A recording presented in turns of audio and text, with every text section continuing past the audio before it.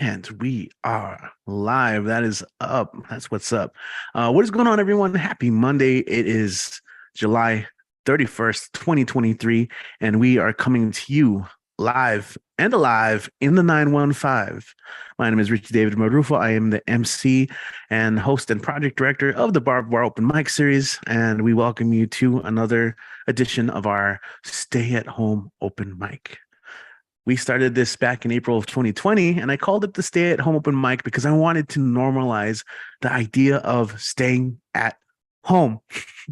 People were, you know how it was. No need to relive all that. But every single Monday since then, we've been here and we've adopted a whole community. We've, in a way, become part of a larger thread of a global network of poets and writers, and it's been a whole lot of fun. So if you're tuning in for the first time, wow, well, welcome. You're in for a treat. It took you long enough, but you found us. If you're returning, well, as always, welcome back. It's great to have you here. Tonight, I am actually not going to be hosting, but before I introduce our esteemed host, I do want to just again encourage you guys as our audience to join us in this online show as our audience. You are more intangible to us because we can't see you. So we do have on our live stream, the live chat, just sit right over there on the screen. Well, it just depends what you're using, but if you're watching on YouTube, it's usually on that side. Sometimes it's below, but we have a live chat. Say hi, send some thoughts. Let us know that you're listening in. And honestly, it helps. It's cool to know that people are listening live. Let us know. And of course, participate during the chat. I will be on the chat today, like participating more, sharing links and having convos with you guys who are on there. If you're watching this later on during the week, it's not Monday. We're not live. Thank you, first of all. And you can leave a comment. You know how YouTube works. It's all pushed out based on interaction. So if you can like the video, even if you like the content, you could subscribe. You can push that little subscribe button. You can even click on that bell to be notified when we go live or when we upload new content. And that's one of the things I wanted to say. Most of you maybe only know this for the online show, but our YouTube channel has so much more. We post clips from open mics, as well as we have a podcast. Now on the podcast, I kind of put it on hold, but I'm going to go ahead and revive it. I'm going to do a reboot, new season. I believe it would be episode 52. And it's actually an episode I recorded a whole year ago. It's something I've been sitting on, and it's something that I need to get out into the world. It was an interview with Cassie Holguin Bettinato. She had a chapbook that was released a year ago, The Lamb's Tale. And we talked about the book, about her writing, her journey. And I feel terrible depriving the world of that. It's like many of the things we do here, we do it for free. And sometimes, unfortunately, things go on the back burner, even if we don't intend that to be the case, right? So just time passes and passes. And so with now that I'm getting help from Fernando Montejano, who many of you maybe have seen live in person helping me host, or he was recently on Tumblewords, or he was recently, he's been on the show live as well before, but he's been helping me out so much that we're going to reboot it. I'm going to catch up on episodes that we're editing. And then from there, we're going to do new episodes where we want to interview authors and their books, any interesting songwriters, or just people that we find interesting in the region. So we're going to post that content on our YouTube channel, among many other things. I'm also going to be posting little clips of performers. For example, this Saturday, we had our successful debut in Las Cruces at Grounded. It was a very beautiful venue, great turnout. The list was full. In fact, we even had to turn some people away, unfortunately. But they, the venue loved having us there. Yeah, obviously we loved it there. So many great people went. And also it was just, I saw so many people representative of different aspects of the literary communities in the region, not just in El Paso, but in Las Cruces. It was great to meet some people who are part of the Las Cruces spoken word community. They have writing workshops in person the first Thursday of every month, and they have readings the third Thursday of every month. So shout out to LC Spoken Word. You can find them on Instagram under that handle. Of course, we had Tumblewords represented in the house as always, with Kit in the house, Robin in the house. And I mean, obviously everyone who's presented there. The Writers Theater, Cassie was there. I mean, there's a bunch of names. And every time I start mentioning names, I'm always afraid I'm going to forget someone. But, the point is, it was really refreshing. It was great to see. Hopefully, if we can't do it there, we can continue to build on that momentum. We had our friend Marcus that we had previously met in a previous excursion on Las Cruces. We invited him out to share some music. He's amazing. So I put a little clip of his performance on our YouTube channel. You can check it out. Anyway, this is a really long intro, but my point is, one thing you can do to support us involves no money at all, no donation, no cash exchange. All it requires is just liking our videos and subscribing if you haven't already, because the more we get a subscriber count up, the more videos people interact with our videos, the more it gets pushed out to more people who can appreciate this kind of thing. So, it's all connected. Something that we do every show is I encourage every performer to share their networks, their social links, their programs, their programming, right? I always got to give a shout to Finn Bell and Fincabulary. She always does such great programming and does such a great job of organizing that. So she's here in the house to support and again, just showing love. And of course, everyone on YouTube. All right. So with that said, tonight is one of those nights where you don't get to hear me anymore. I love it. I might perform like later on in the list, but if you do want to sign up, I'm going to add the sign up. I'm going to add a link so you can sign up in the description. It's not there yet, but maybe after the first or second performer, it should be there. So if you want to sign up, you can. No pressure. If you've always thought about it, this is a perfect night to do so because it's pretty chill. But we got an amazing host, and we got a great community that's going to listen and support you, and give you feedback if you ask for it. But let's go ahead and without further ado, I'm going to hand over the steering wheel. I was gonna mix up my metaphor so bad there. I'm gonna hand the reins over to Mr. Monday Night. That's right. Let's hear it for Kit Wren kicking it off today. Hey, what's going on, man? Welcome, and thank you for helping tonight. Thank you, Richie, for the opportunity. I love doing this. I love this thing that we've built, and I wanted to keep going until Gabriel's trumpet. So thanks to everyone watching in the future. Thanks to everyone watching in the recent past who hasn't quite gotten to today. And I want to start us off with a little longer than usual when I'm in this catbird seat, but I do want to wish, she won't care about my wish. I do want to wish a happy 69th birthday to the legend Kim Adenizio. And to kick off festivities, if you're a longtime reader, you've heard me read some of her poems before in my little cover poem slot, and today's no different. These are three different poems by Kim Adenizio, starting with New Year's Day. The rain this morning falls on the last of the snow and will wash it away. I can smell the grass again and the torn leaves being eased down into the mud. The few loves I've been allowed to keep are still sleeping on the West Coast. Here in Virginia, I walk across the fields with only a few young cows for company. Big-boned and shy, they are like girls I remember from junior high who never spoke, who kept their heads lowered and their arms crossed against their new breasts. Those girls are nearly 40 now. Like me, they must sometimes stand at a window late at night looking out on a silent backyard at one rusting lawn chair and the sheet walls of other people's houses. They must lie down some afternoons and cry hard for whoever used to make them happiest and wonder how their lives have carried them this far without ever once explaining anything. I don't know why I'm walking out here with my coat darkening and my boots sinking in, coming up with a mild sucking sound I like to hear. I don't care where those girls are now. Whatever they've made of it, they can have. Today I want to resolve nothing. I only want to walk a little longer in the cold blessing of the rain and lift my face to it.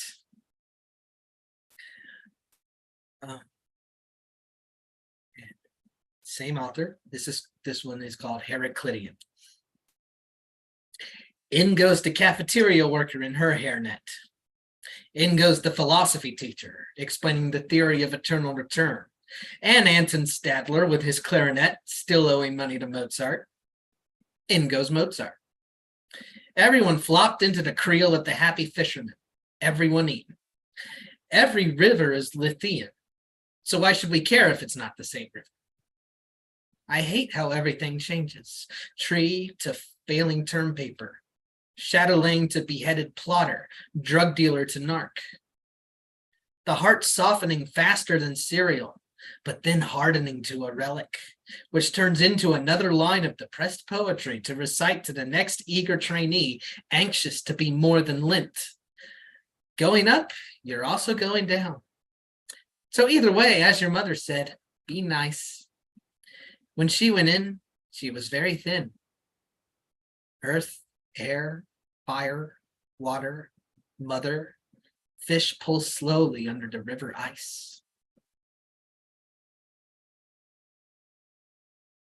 And this is perhaps her most famous work, her most shared work, to the woman crying uncontrollably in the next stall. If you ever woke up in your dress at 4 a.m., ever closed your legs to someone you loved, opened them for someone you didn't, moved against a pillow in the dark, stood miserably on a beach, seaweed clinging to your ankles, paid good money for a bad haircut, backed away from a mirror that wanted to kill you, bled into the back seat for lack of a tampon, if you swam across a river under rain, sang using a dildo for a microphone, stayed up to watch the moon eat the sun entire, ripped out the stitches in your heart, because why not? If you think nothing and no one can, listen, I love you. Joy is coming.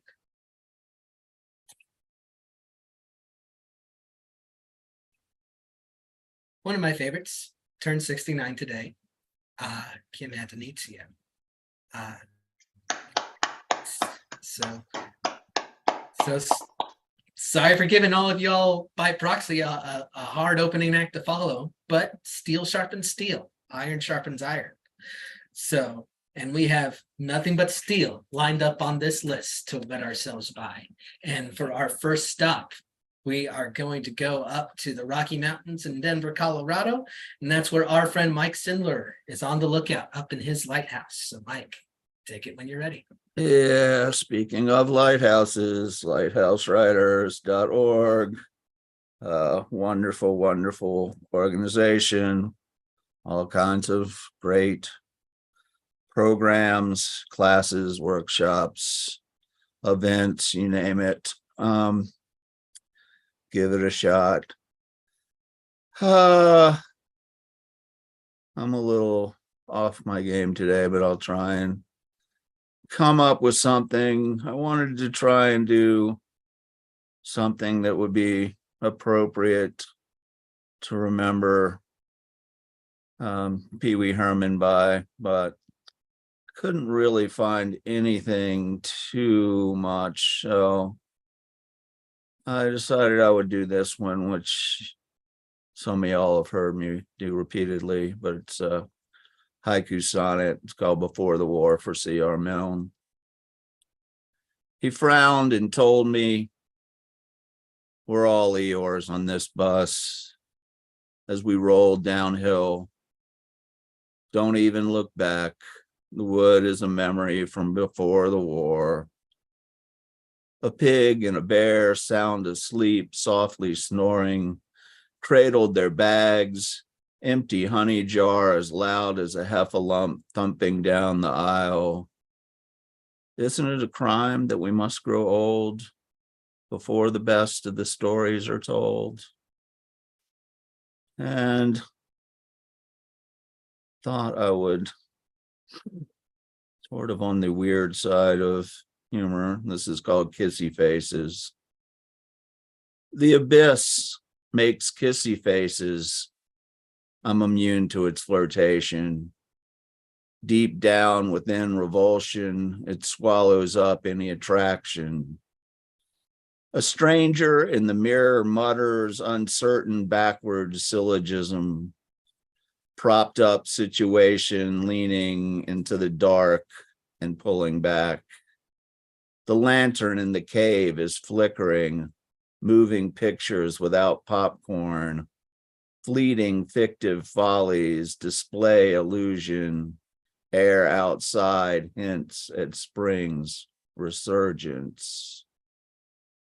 And speaking of resurgence, and a way kind of tying in a little bit with Kit's last piece, this is another one y'all have heard a few times called Fuse with Light. Do not be afraid. Life will grow in filth. Life will stretch, clean branches out, clothe itself in leaves. Do not be afraid. Life will burst from shadows into sweet petals, draw good from muck, transform waste into wonder. Do not be afraid.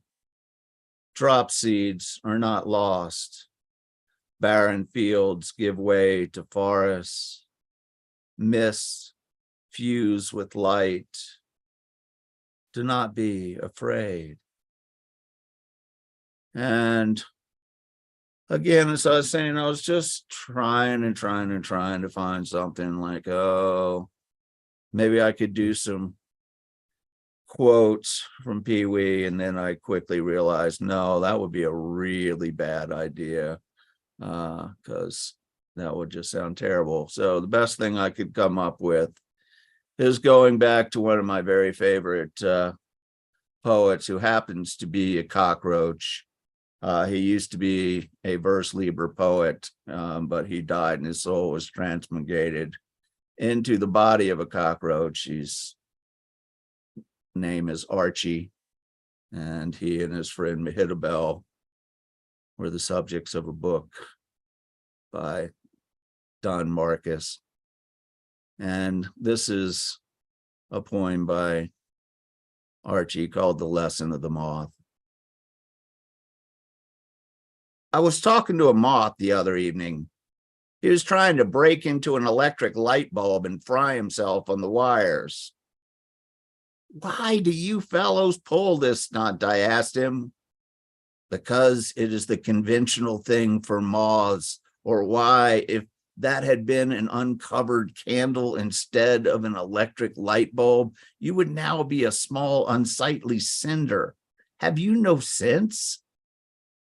Plenty of it, he answered. But at times we get tired of using it. We get bored with the routine and crave beauty and excitement. Fire is beautiful, and we know that if we get too close to it, it will kill us. But what does that matter? It is better to be happy for a moment and be burned up with beauty than to live a long time and be bored all the while. So we wad all our life up into one little roll and we shoot the roll. That's what life is for. It's better to be part of the beauty in one instant and then cease to exist than to exist forever and never be part of beauty. Our attitude towards life is come easy, go easy. We're like human beings used to be before they became too civilized to enjoy themselves.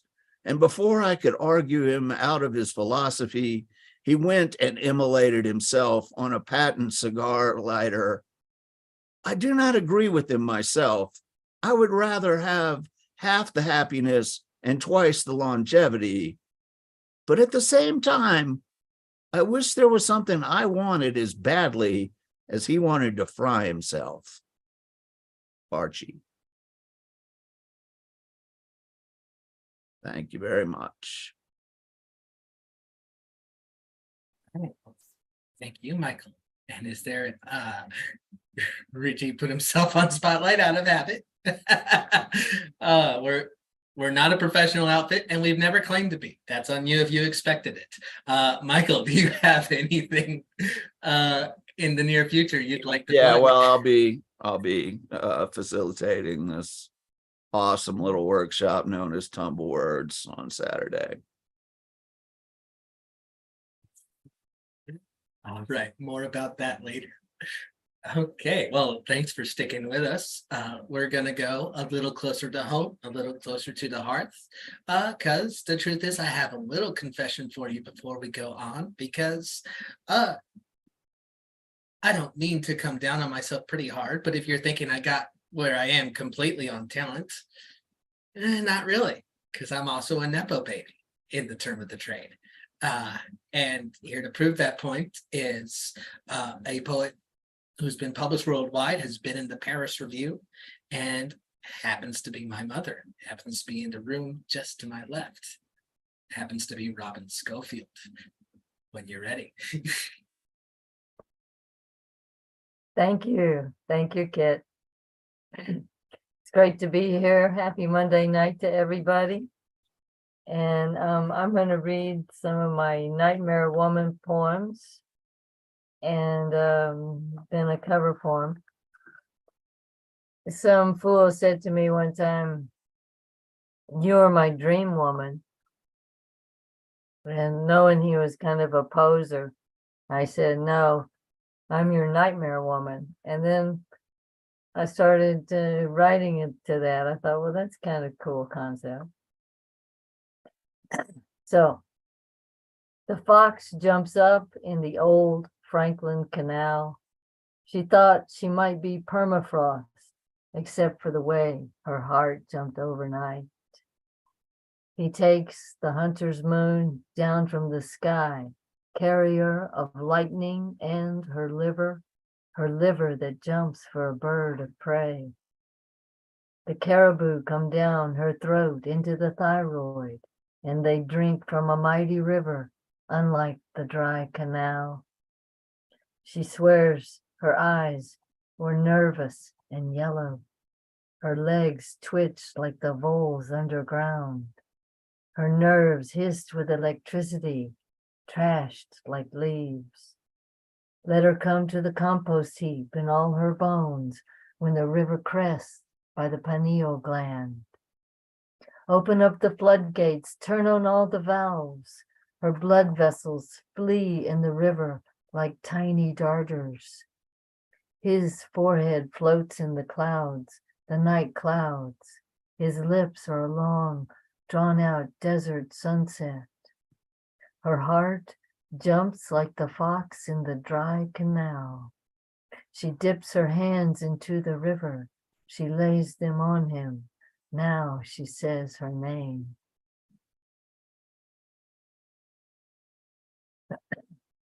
And I'm pretty sure I wrote all these in tumble words, but I'm certain that I wrote this one in tumble words recently. In one of Kit's workshops, actually. And it's a kind of a loose guzzle in Urdu form. Absence of a lover, after Ghalib, who was a great practitioner of the guzzle. I ran down the sidewalk in joy until I stumbled. A fish bit me. My thoughts were bad luck. My answers to the required riddles always off. When he returned, I sat in the back of the kitchen, not far enough. Something began in the mist, but not for me. I saw her stroke his bearded cheek. I sat on the porch and pondered the possum in the firethorn bush, babies in her pouch. I couldn't muster the old hymns, though I hoarded the maroon and blue hymnals. An owl perched in the pecan tree in daylight, while I took desperate notes to reach enlightenment. My resources were limited to grocery stores and libraries. I owned nothing. I walked until I got a stitch in my side, the highways full of carbon and cars. I crossed the street to finger the crimson lace, but having no coin of the realm, I was chased away. I found the Tibetan Book of the Dead on the corner and wondered what it portended, if anything. I brought out the poems about his muddy footsteps across my eyelashes. That didn't work either. Each summer I reached for the green persimmon and my mouth shrank closed. The wind rose over the lake and shattered the moon. I held my head in my hands and cried. I wished to cross to the other side. No boat, no oars, the cedars aflame with sunset. The hillside aflame with flocks of robins. Were you always so drunk that you couldn't see?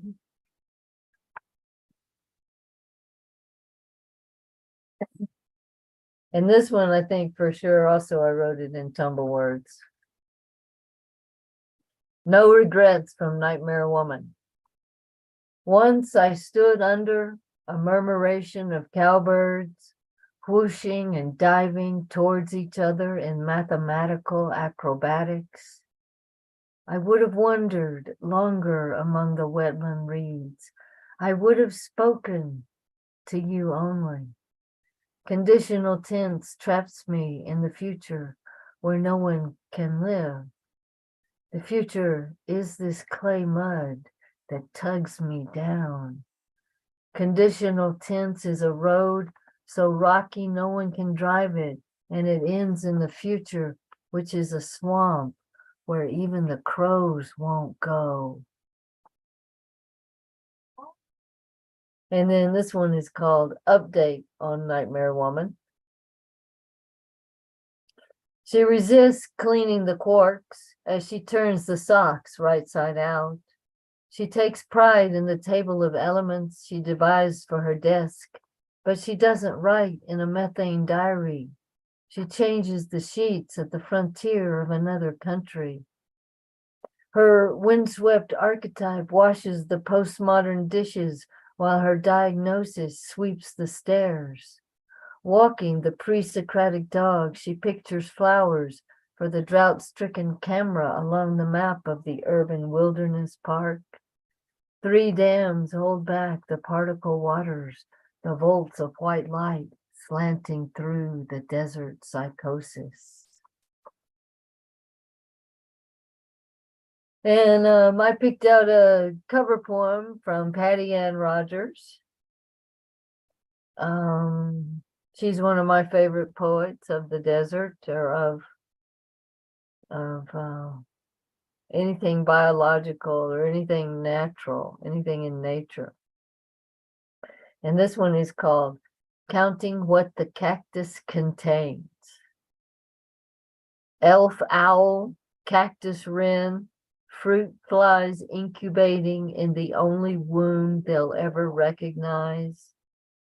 Shadow for the sand rat, spines and Barbary ribs clenched with green wax. 7,000 thorns, each a water slide. A wooden tongue licking the air dry. Inside, early morning mist captured intact. The taste of drizzle sucked and sun split. Whistle of the red-tailed hawk at midnight. Rush of the leaf-nosed bat. The soft slip of fog easing through sand held in tandem. Counting the vertigo of its attitudes across the evening. In the wood of its latticed bones. The eye sockets of every saint of thirst, in the gullet of each night-blooming flower, the crucifix of the arid. In its core, a monastery of cells, a brotherhood of electrons, a column of expanding darkness where matter migrates and sparks whirl, and travel has no direction, where distance bends backward over itself in the ascension of Venus, the stability of Polaris are crucial. The cactus, containing whatever can be said to be there, plus the measurable tremble of its association with all those who have been counting. Thank you, everybody. And I do have a new book coming out. It's called Ridge of High Pressure. It's kind of an eco-poetics. And it's about me and my dog and me ruminating on the weather and the climate and such, and some other things in there. It's been delayed a little bit, but it'll be out in mid to late September. So Mid to that's late my September. big news. Maybe just in time for the actual ridges of high pressure to dissipate, but maybe not. Maybe this is just how we live now. Thank you very much, Robin. We're going to stick around in El Paso for our next reader. It's a lovely city. You should come visit sometime, but don't tell anyone you liked it, because I kind of liked it. We're a secret. But we're going to stick around in El Paso. And this next person started coming to our in-person mics about 4 months ago. I believe the first time I saw him was at a special event where the poet Jose Olivares was visiting. And he has led a very fascinating life, and he's in the process of trying to turn that into poetry. He also tries to turn the life he's led into good deeds with his nonprofit and with his YouTube blog, Going Blind, Enjoying Life. I'll let him tell you the rest. Please welcome to our digital stage, Julian. Julian, how are you? Good evening, everyone. Thank you for having me, and thanks for the introduction. It actually fits right on into the first poem. I go out and speak in public a lot, and now that I am attempting to write a book with my poetry followed along with memoirs to each poem. The very first poem that I want to put in that book is this one, because it sums up all of the milestone horrible things that have happened to me, and where I kind of get my writing from, and where all of these stories and poetry comes from. The first one is called Vic. Vic is like a word the cops use. So you got perp, Vic as victim, perp as perpetrator, unsub as unknown subject. So I did a word play on the word Vic. Touched by the world at the age of 6 in a way that's sick, Vic. Left alone by the age of 9, wondering where I'd sleep at night. Shot down at the age of 12 by a man who made me himself, Vic. In the game and hooked on cocaine, all by the age of 15. Locked up at 18 for 13. Stabbed and left for dead with blood oozing out my head, Vic. Cuffed by the man in blue, beaten till I had no clue. Because of this, I lost my eyes and that part of me that died that night, Vic. Victim or victor? I'm still standing, yes, sir. A victim? Nah, a victor. I decide my fate, full of love, not full of hate. I refuse to lose. Yes, I've been bruised and beaten black and blue, but I choose, and I refuse to lose and become a victim. I choose to be a victor. So I choose that one to begin with because like I tell the kids that I talk to, being a victor doesn't mean that I've overcome everything. I'm not telling you that these things haven't affected me and that I'm still not struggling with those issues in my life. For me, the meaning of victor, meaning I'm not letting those things decide my fate and keep me down. And I'm a victor in the sense of I'm still fighting that battle. Sometimes things get dark, going through my blindness, as I explained on Saturday. Going blind is easy. It's a natural thing that's happening to me due to the accident that happened, the detachment of my retinas. Living with my blindness is the hardest thing. Living with myself is the hardest thing of going blind. And sometimes I lose myself. As you guys see, the camera's on today, so I've kind of come out of that darkness. And this poem here helped me come out of there. It was the dark me calling out the happy, smiling me that I know exists somewhere deep down inside beneath all that hurt and pain and anger and destruction. And it's called Where Are You? Where are you? I can't find you. I've been searching for what seems like forever, for that part of me that I like better. Where are you? I like you. I miss you. I know you're there somewhere. Can you hear me calling? Bawling my eyes out, trying to find this way out, but I'm lost in this maze. I keep walking through this haze, but a thick fog is settling in. Where are you, old friend? Will you be able to save me once again? Will you save me as the fog settles in? The darkness starts to win, and the wolf starts to grin. Save me, please. I want this to end. Where are you, my friend? I'm dying from within. Fake smiles on my skin, but the world is turning dim. Where are you, old friend? I met you once before. For a split second, I wish there were more. Can I see you again? Will I see you again? I looked in the mirror this morning, looking for him. All I saw was that darkness staring back that's within.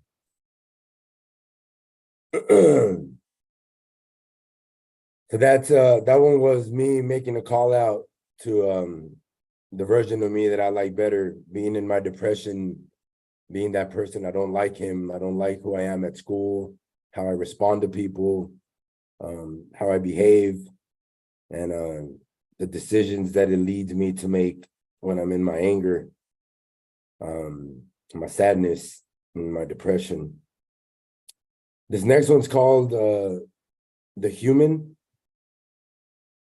And, you know, through my blindness, I've been able to learn a lot of things. And to be quite honest, I was a really like ugly person before, uglier than I am now. I know I look like Shrek, but I was a lot uglier, meaning inside. And I had a lot of hate for people that were different.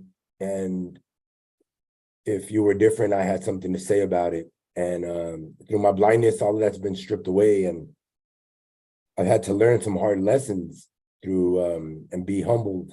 And it's been a beautiful thing. This is why I say through my misery, I find love in a lot of my poetry, because through this disaster that I'm going through, this change of life, it has stripped away a lot of that ugliness of me. And I like this person that I find now. Though I can't see and I can't enjoy things the way I used to, this blindness has definitely made me a better person, and I'm thankful for that. And one of the things I learned is when I get to a corner and I need to cross the street, it doesn't matter if you're a man wearing a dress, a woman wearing men's clothes, if you're Black, if you're Asian, if you're green, yellow, illegal, legal, none of that matters when I'm on the corner and I need to cross the street. The only thing that matters is that you're a kind human and that you're willing to say yes to me and help me cross that street. And it's been humbling for a person that has destroyed their community before to be put in this place where I have to depend on my community now. And it's really humbled me. And this is where this poem came from. It's called The Human. Hello? Is anyone there? Excuse me, may you help me, please? Shuffled in footsteps all around. I know I'm not imagining the sound, but the chatter stops as they walk by. Who? Who are they walking by? Empty answers, no replies. I ask for help, but hear their sighs. Unfriendly people, all shapes and size, with clothes to hide just what's inside. The outer shell I cannot see, it truly doesn't matter to me. What counts the most, importantly, is the love we show humanity. So please be kind, because deep inside is where it resides. The love to show to all mankind. These are words from a man that's blind. Yeah, it's been an experience being humbled. As I've shared with you all before, I've been in prison for 13 years, and we all know what prison does. It brews up hate and division and makes others, and this blindness has really stripped away all of that stuff that I was so embedded into and institutionalized to. And I'm thankful for that. And that's where this poem came from, is, you know, through all the ugliness, we must find a way to make it better, because staying where it's ugly make you really dark. So I've had to find a way to turn that into something good. And those are my scars, and this is called Scars. Deep craters, canyons, dry, bone-dry ditches. My scars, they are my scars, they are. My scars so wide, why so wide? Why so painful, deep and wide? My scars, they are mine. I fill them up with soil and seed. My scars so wide, now they don't bleed. I feed them water, sun rays UV, and hope for spring for all to see. My scars, they are my scars. A sight for sore eyes, my scars to be. Without my scars, I couldn't see. So here I stand in pastures green. My scars, take a look. No judging, please. My scars, a map for all to see. The beauty that one's ugly life may bring.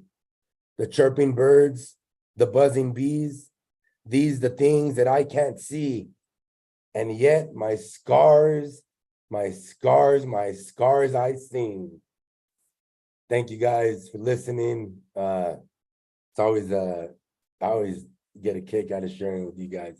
I love it. I thank you guys for having this platform and for supporting what we do. And yeah, thank you guys. Well, thank you, Julian, and we get a kick out of it too. Just everyone just kicking feet up around here.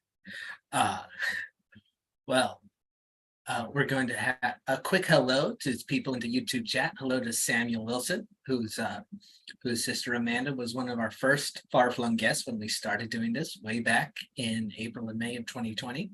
A hello to Ron Mark Thompson up in the Bronx. Nice to see you, bud. But we're coming back to the El Paso area. If you want to get specific, though, we're going to Horizon City for a musical interlude. This is someone who, despite being local, showed up online first and then came in person, which is a fun little inversion of how you'd expect it would go. And it was a wonderful show, and it always is when Laura Lynette and his guitar show up, and her guitar show up. Whoa, what the hell? Laura, when you're ready.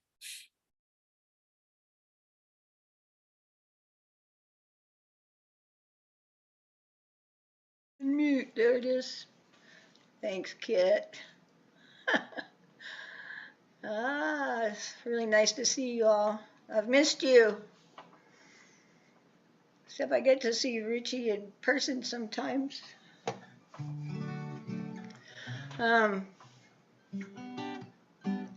gonna do a waltz that I wrote shortly after 9/11.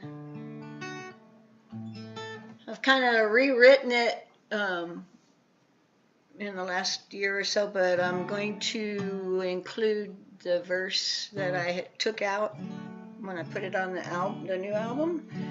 It's called Count on It Coming Around, but I'm going to include, I'm going to try to include a verse that was in the original version of this song. I haven't played it in a while, so keep your fingers crossed, everybody. Thanks, Michael. And hopefully the dogs won't start barking.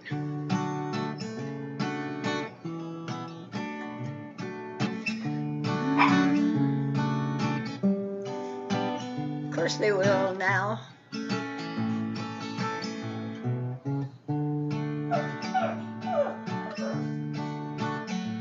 Over the course of the decades past, I've had it so good, and I've had it real bad. I've known my share of life's ups and its downs. I've been deep in love, and I've been played like a clown. But I never shied away, stood my ground, kept getting up, and always counted on it coming around. Don't shy away, stand your ground, keep getting up, and always count on it coming around.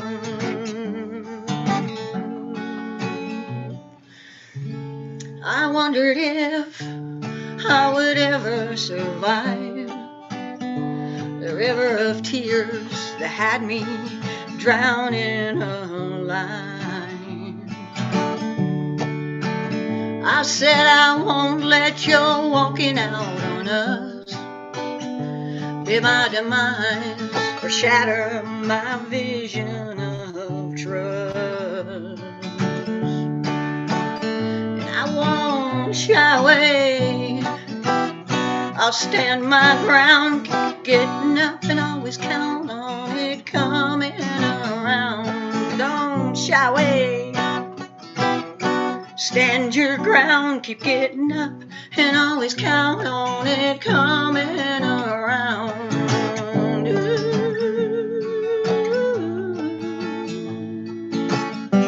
When love's chips start to fall, pick 'em up and be sure to stand tall. You may feel no hope can be found, but no, you don't have to take a thing lying down. No, don't shy away, stand your ground, keep getting up, and always count on it coming around. Don't shy away, stand your ground, keep getting up, and always count on it coming around.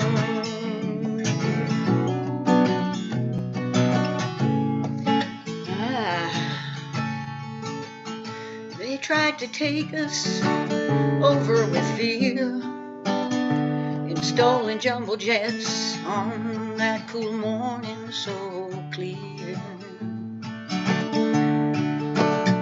Now as I struggle with how to forgive, one thing's for certain, we will never forget.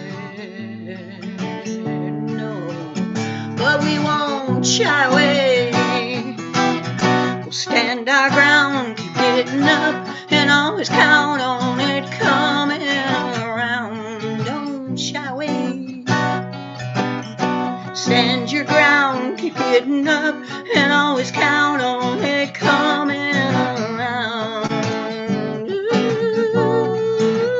Ooh, don't you shy away.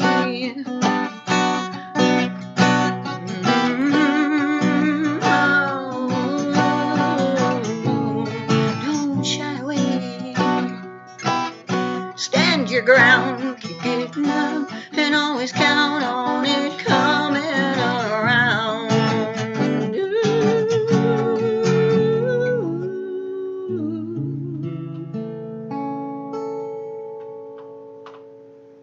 Count on it coming around. Thanks, folks. So, I'm gonna stick a cover in here that has always meant a lot to me. One of my all-time favorite songwriters, and her name is Joni Mitchell.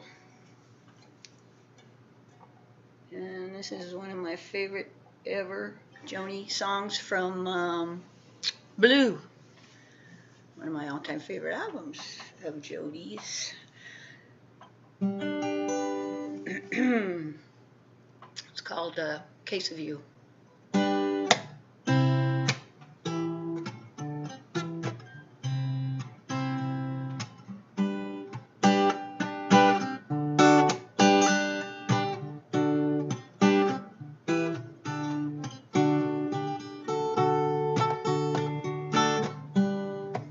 Just before our love got lost, you said, I am as constant as a northern star. And I said, constantly in the darkness, where's that? If you want me, I'll be in the bar. On the back of a cartoon coaster, in the blue TV screen light, I drew a map of Canada, oh Canada,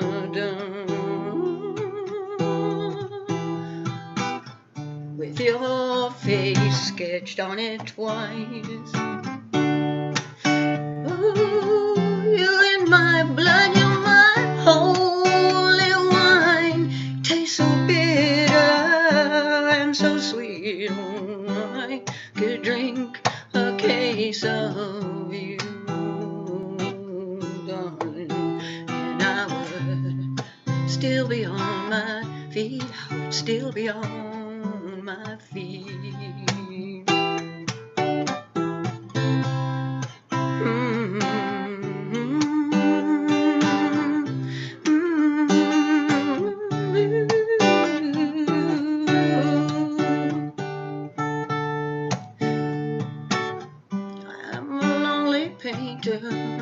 I live in a box of paints.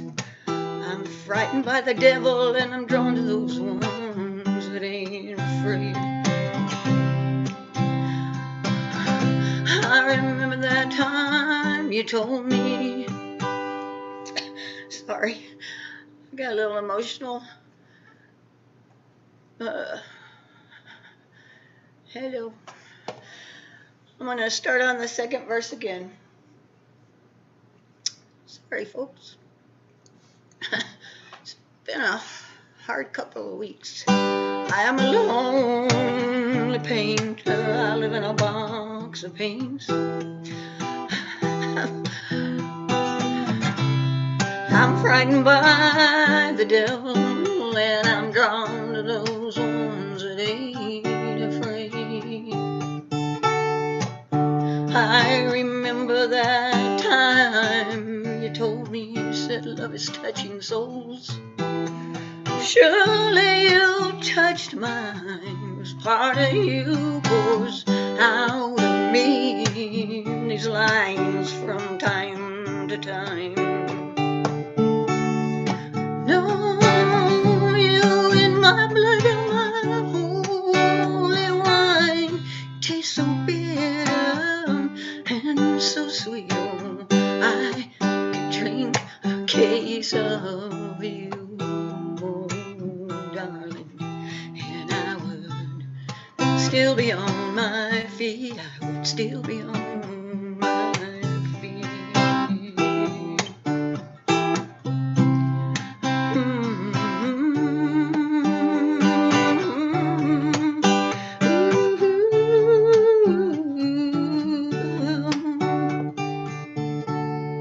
Well, I met a woman. She had a mouth like yours. She knew your life. She knew your devils and your deeds. And she said, go to him, stay with him if you can, but be prepared to bleed. Don't you in my blood, in my holy wine, taste so bitter, bitter and so sweet. Oh, I could drink a case of you.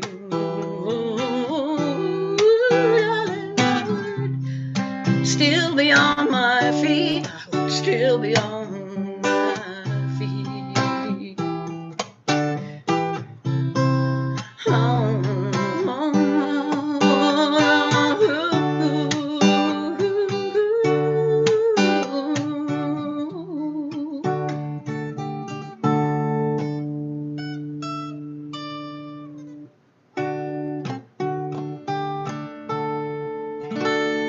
It goes something like that. I don't know what's coming over me. Crazy. Thank y'all. I'm going to do one more real quick one about feeling abandoned. This is called Second Fiddle.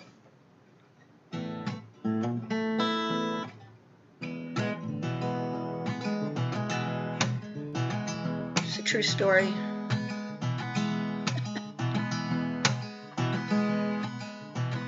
You say you love me, and I do believe it's true. Just maybe not as much as you used to. No, not quite as much as you used to. When you say you'll be calling, and I wait by the phone, seems like you ain't got no dial tone. Y'all know what a dial tone is? Can't get no signal, ain't got no dial tone. So I'm left hanging in the middle. Oh, heart's a little brittle. My allegiance ain't no riddle. It just feels like I'm playing second fiddle. And I sure don't like sitting second fiddle. Well, you say I'm an important part of your world. Just not like a diamond, more like a pearl. Like a tiny little freshwater pearl. And I thought we had built up a partnership of trust. But your departure forced one tough adjust. You left me alone to adjust. Yeah, you did. So I'm left hanging in the middle. Oh, heart's a little brittle. My allegiance ain't no riddle. It just feels like I'm playing second fiddle. And I sure don't like sitting second fiddle. No, no, no, no.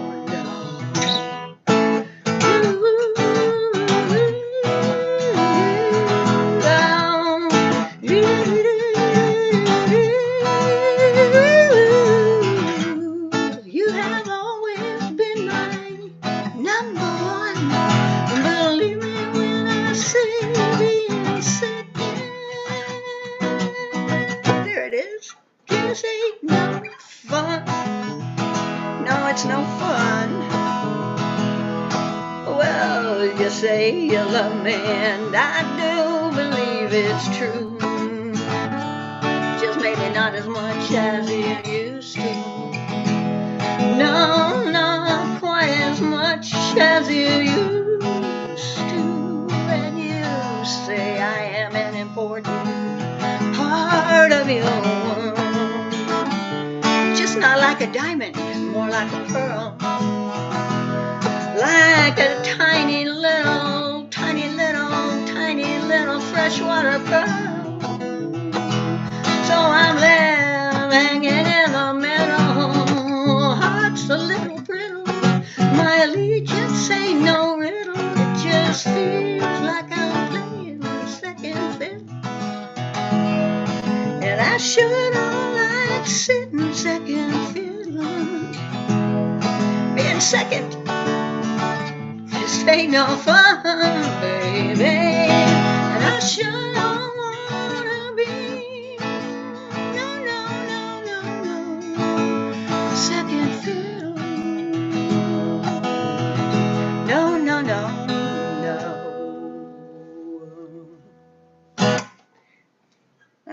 Thank you, everybody, for listening, putting up with that. Not a very good guitarist, but hey. Oh, what a thing to say. Thank you. What a thing to say. All right, thank you so much. Where can the people find you if they want more of that? Oh, I'm on SoundCloud. All my old stuff is on SoundCloud, and my new one is on Spotify and Apple. I'll put a link in the chat. Thanks, Kit. Thank you, Richie.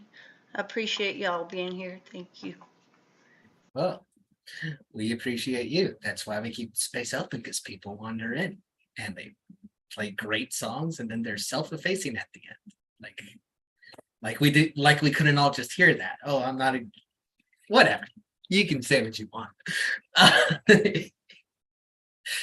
Thank you so much, Laura. That was a great set, great mood changer. And we're going to go back into poetry, and we're gonna move from our lovely desert up to the northeast, up in Egg Harbor City, and that is where Terry Rose Jertson applies her trade. I understand she was just at the poetry festival over the weekend. Sure, she has some stories to tell, and excited to hear it. Terry, are you ready? Yeah. Can you hear me? Loud and clear. Okay. Yeah. So how much time do you have for my stories? Oh, sounds like we should save him for the after party. Okay. I don't know. Yeah. Yeah, you're right. All right. So I'll just read what I have. Hold on. And I actually wrote this there was a workshop that was kind of like just, you know, a live workshop with one of the poets who I met there and was a friend of Shocky's. And she introduced me to him, and now I can't remember his handle or his name, but hey, that's par for the course. I can put it in there later because I have it somewhere. But he did this workshop and it was really interesting. And it was kind of a collab with everybody in the workshop. It was really cool. So I got this piece out of it. Actually, I'm still working on it, but it's come a long way since then. So let me just get over there. Okay, so my poetry is my truth. My truth is my own, but maybe not for the majority. My story of a day at the beach, burning skin scarlet, no sunscreen. Apply cooling aloe to sleep, or my 3 wedding rings, a fear of violence against my heart. Take back my commitment, take back my part. My poetry sparks ideas too colorful to contain, like the rainbow of gems in my hair, or my jewelry overflowing their containers. My poetry is scattered thoughts, planting seeds in my garden, birthing beautiful flowers in the spring, sneezing, making your eyes water. My poetry be spicy like 3-alarm chili, burning your tongue, or sexy like black lace peeking out under satin sheets, caressing silky soft skin. My poetry recalls dead relationships gone sour like rancid milk, something you will wish to spit out of your mouth. But what's with this preoccupation of death, Barbie? You have no expiration date. My poetry is not fitting the narrative. My poetry will not be nominated for the Pulitzer Prize. My poetry is something you want to cuddle with, like my puppy Violet. Wet licks of her tongue, her way of giving kisses. My poetry wags its tail when it knows you've come home. My poetry is faithful, like my first teddy bear of 61 years, my longest relationship. This is a lie, not like the truth of my poetry.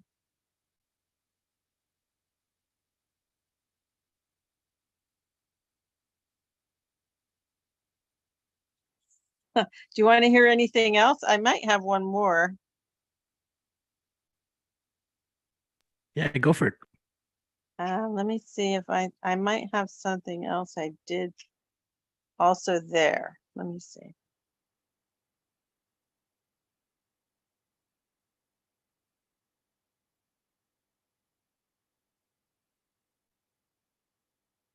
I didn't do another one there. Damn it. I thought I did, but I didn't. Well, if I did, it's not where that one is, but oh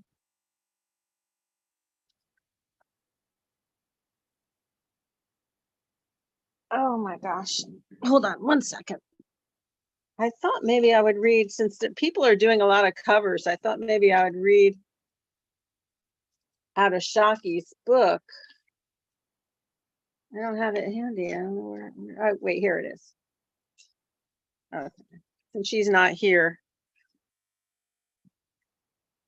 I got about halfway. Saki's book is called In Lieu of Flowers. Where did I go? Okay, there I am.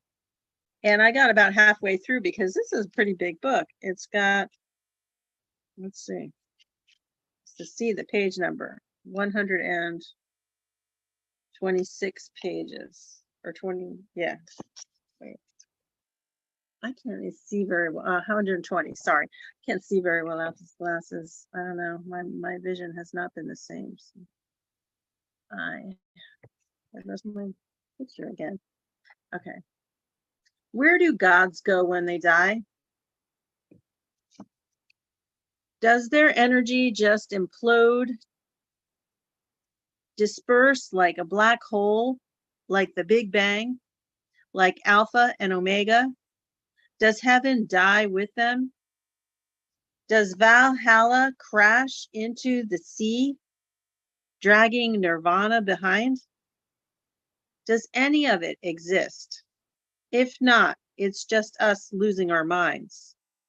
The place where God was created, the creator, a meteor or a metaphor, slamming into a crater, the beginning and the end.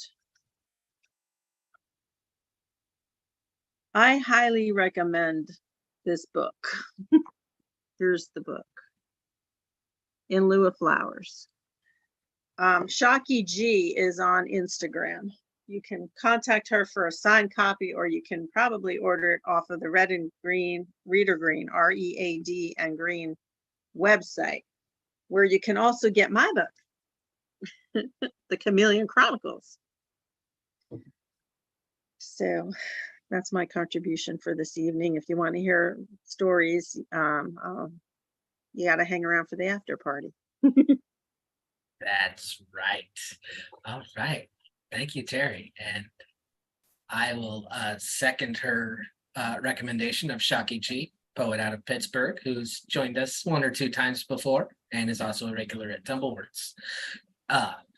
And coming up next, we're going to continue our travels. We're going to, in El Paso, life is international as a matter of course, but this mic has increased that in scale to a wild degree. And one of our best regulars, someone who's here quite often and always brings something interesting and different, is a gentleman from Malaysia.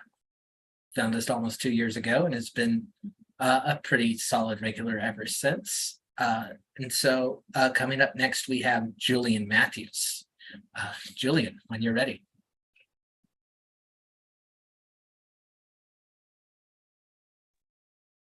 Hi. Do you need share screen?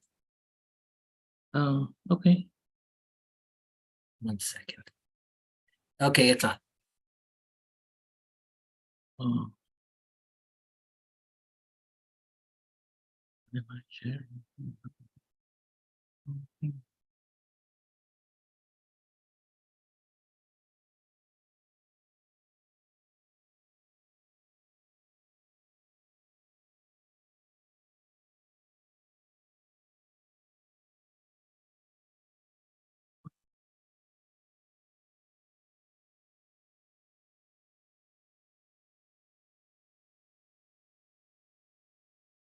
All my metaphors keep mixing in the mixed up mind of my poem. When the poem derails, I rearrange the lines in proper sequence like they are boxcars on a train. I'm its engineer. When the poem is locked in its own heartache, I pop its veins like a surgeon and let its lifeblood flow. When the poem dries up like a desert, I blow rain clouds over its parched stanzas and let it pour. When the poem crashes onto shore, I hear it out and bottle its shell trauma, let it eventually articulate what it already knows, that all poetry is a yearning unfolding, an agony retold. Keep it inside and it never reaches its station in life.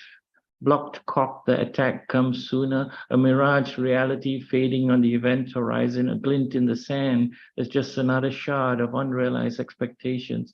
I pick it up, rub sore fingers on rough edges, fling it out onto a sea of bloodied rejections, and it skips confidently on the tide over and over and over like a messenger on a mission, my tiny mixed up poem of mixed up metaphors. The ocean too vast an audience to recognize whether its message is of any consequence as it sinks into oblivion.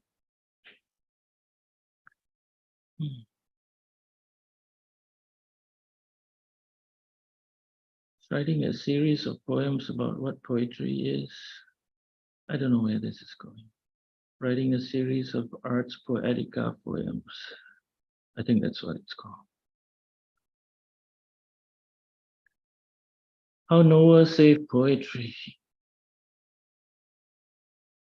What if Noah was a poet, was told to build an ark to save us from the great flood of Insta poems and AI poetry, and he was only allowed 2 of each, 2 similes, 2 metaphors, 2 rhymes, 2 lines, 2 stanzas, 2 sonnets, 2 poetry collections. Then the waters rose, tossed and turned his vessel, relentless waves and ravenous winds, yet he wrote vigorously, persistently, rabidly, below the decks as the words cavorted, coalesced, coupled and decoupled, until one day, exhausted from his efforts, he emerged on top, saw he was still all at sea, unsure of ever finding safe harbor. He uncaged Poe's Raven, Bukowski's Bluebird, Emily's Hope, and they returned with a psalm, a curse, and a hymn in their beaks. And that's how Noah saved poetry and landed this poem.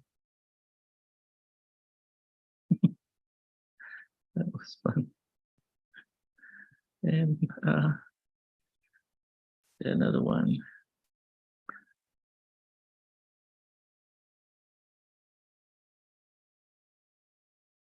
Conversations about seeds.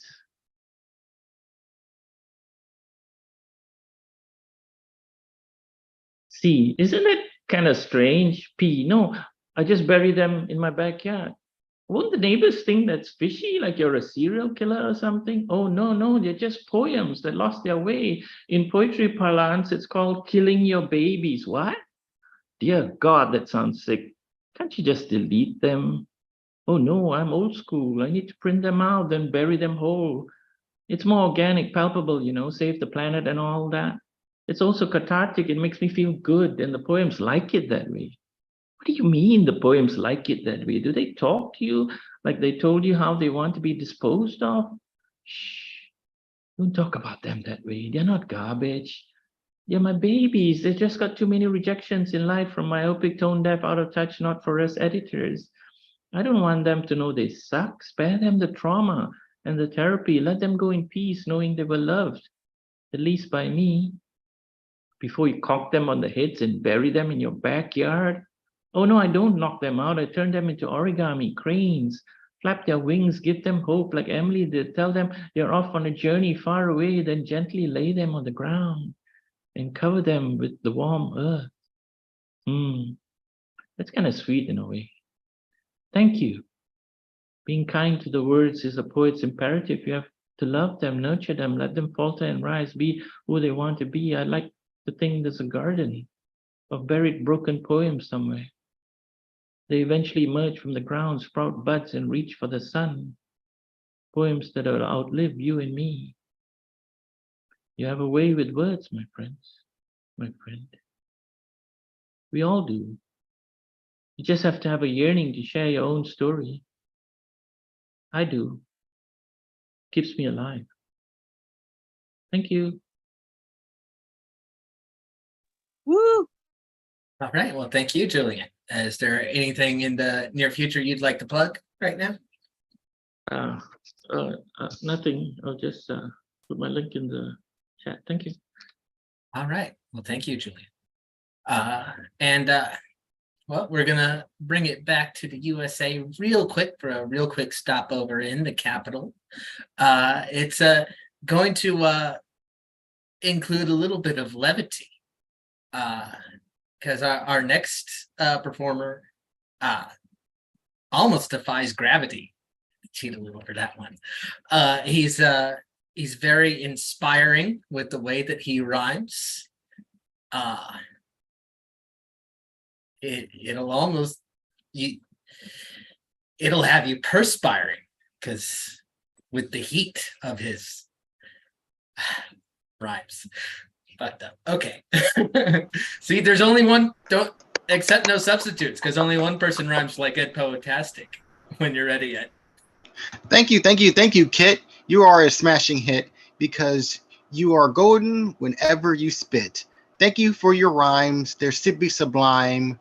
And thank you for your wonderful, wonderful, wonderful, stupendous chimes all the time. Woohoo! My name is Ed Potastic, fantastic. Please get a sound to control my rhyme for I feel sublime. Okay, I got 3 poems, so you know the rhyme. My first poem is called Lovely Zombie. I'm a lovely zombie.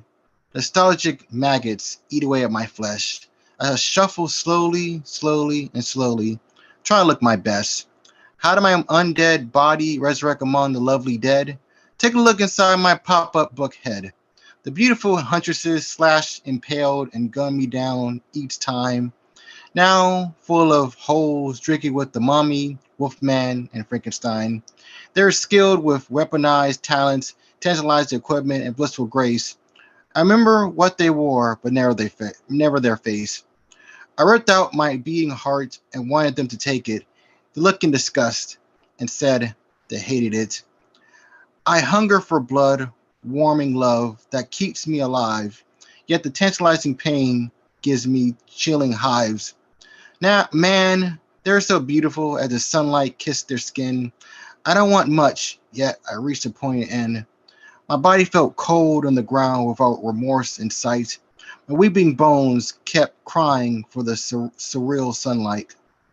Other love zombies said it's better to love than lost and never to be loved at all. I said, where the hell were you when my heart was splashed on the wall? It's not easy being among the dead. No area to weep, willow, or cry. Only flickering stars have an excuse to laugh, sing, and fly.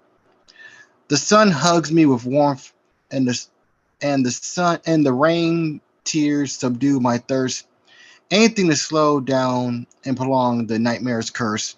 Flowers always sing to my foggy mind and crying bones. I'm just like them, so happy, yet bound by earthly stone. Only I put flowers on my cracked pink grave to honor lost love that I desire, adored, and craved. Thank you.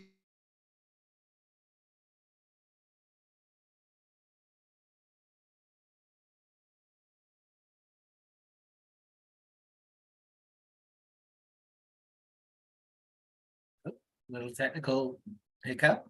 Waiting for you to come back, Ed.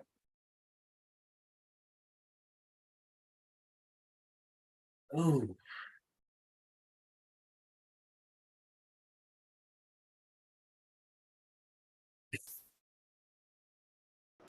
How did I came to be in my spontaneous misery? I heard it's alive. I'm timid, not monstrous. I know look sickly green, unpeople, but mainly vegetables and fish, and trickly. Only mumbles and grunts for my delivery. My whole body made from the dead. Yes, you heard what I said. I still feel their memories, emotions inside my head. I hear cries, laughs, curses, and moans when I go to bed. My memories are pieces flowing to my mind. The mementos of the dead that are not left behind. Our lives, fates, and destiny, even our bodies are entwined. I'm their mumbling, stumbling, unholy guide. I'm Frankenstein. No, my godfather is. No, it's not joy divine. It's not my name, but his. It's his name, not mine. I'm no name, and he's the science whiz. I asked my father, what was my purpose? He started showing me complex notes. He simply says I'm an experiment he wants to promote. He said out of all his failed experiments, he loved me the most. Father then made me a feminine undead lover. I adore our tender moments with each other. A new shade of warmth for this grotesque monster. After her death, I still suffer from my pain I can't recover. At a moment of rage, I broke out of my cage. Sorry. At a moment of rage,